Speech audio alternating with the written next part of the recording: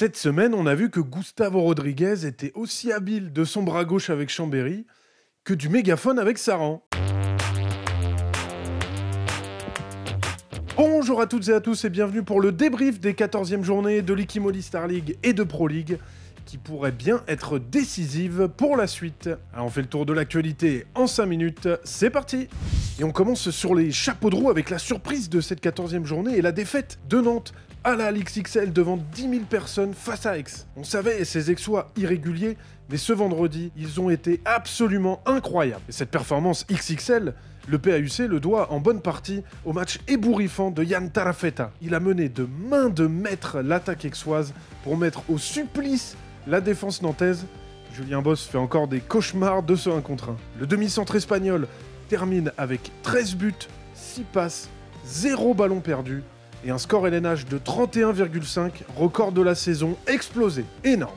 Montpellier avait l'opportunité de s'installer à la 2e position du classement du coup. C'est raté pour le MHB. Comme la saison dernière, le Phoenix a été intraitable sur son terrain et a mis fin à une série de 3 défaites consécutives avec la manie. Le retour de leur muraille belge dans le but y est sûrement pour quelque chose. En effet, Jeff Lettens était un petit peu en difficulté sur ses derniers matchs, mais sur la seconde période, il a dégoûté les tireurs montpelliérains. Ces arrêts qui ont permis au jeu rapide toulousain de se développer et de faire l'écart pour ne plus être rejoint. Victoire de Toulouse face à Montpellier, 33-29.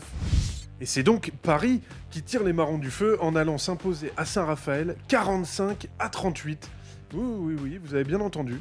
83 buts dans le match. On en pense quoi de ce score, Elohim Prandi? 45 buts inscrits. On va pas dire que c'était un match défensif, pour le coup, parce que ça fait beaucoup de buts.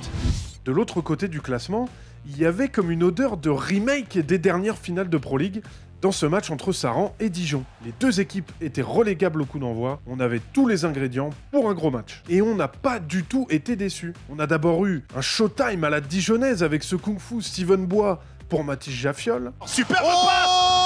C'est superbe. Oh, ce coup de Mais fou. que c'est beau, il s'appelle Mathis Jaffiol. Et puis un gros duel de gardiens. Regardez cette séquence folle où Ivan Pagnan et Wassim Elal ne veulent rien céder. Elal était très chaud, Oh, quel arrêt. Oh, super. mais c'est finalement le Croate qui a fait la différence dans le Money Time, bien aidé par le tireur de 7 mètres maison Luka Radovic, qui s'envole après avoir mis fin au suspense.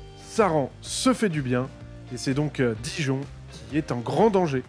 Dans les autres matchs de cette 14e journée, Ivry remporte le Val-de-Marne à Créteil pour la première fois depuis 8 ans, grâce à un grand David Bernard dans le but et ses 13 arrêts, a de quoi faire vibrer son capitaine Léo Martinez.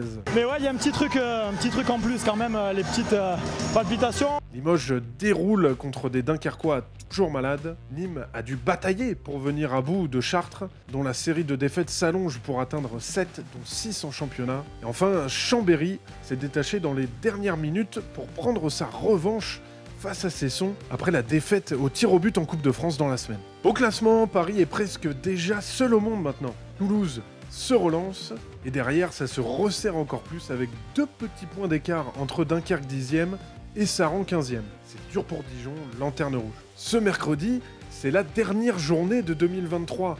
Avant les fêtes, avant la trêve, avant les vacances pour certains, avant l'Euro pour d'autres. Tout le monde sera sur le pont avec notamment le choc Nantes qui reçoit Montpellier à la XXL, un autre duel de poursuivants cette fois-ci entre Chambé et Saint-Raph, et Saran, de son côté, jouera un autre match crucial face à Chartres.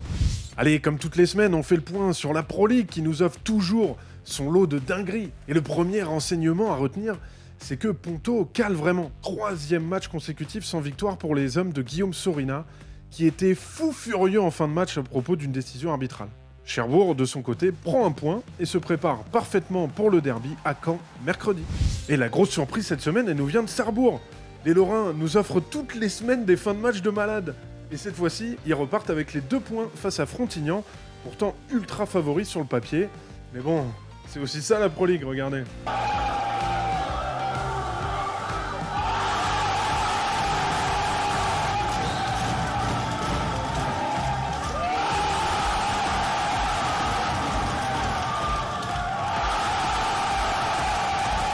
ça fait 3 victoires sur les 4 derniers matchs pour Sarrebourg.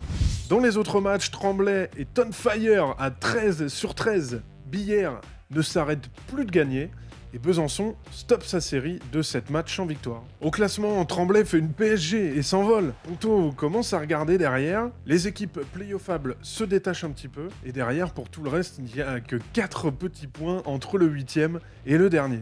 Ce mercredi, dernière journée également avant la trêve en Pro League. À suivre le choc entre Tremblay et Célestat, un derby francilien à haut risque face à Massy pour Ponto, et bien sûr à suivre le derby normand Caen-Cherbourg, qui sera le star match de ce mois de décembre. Nous serons sur place pour vous faire vivre l'ambiance au Palais des Sports de Caen. Vous me retrouverez même aux commentaires sur Handball TV et Twitch.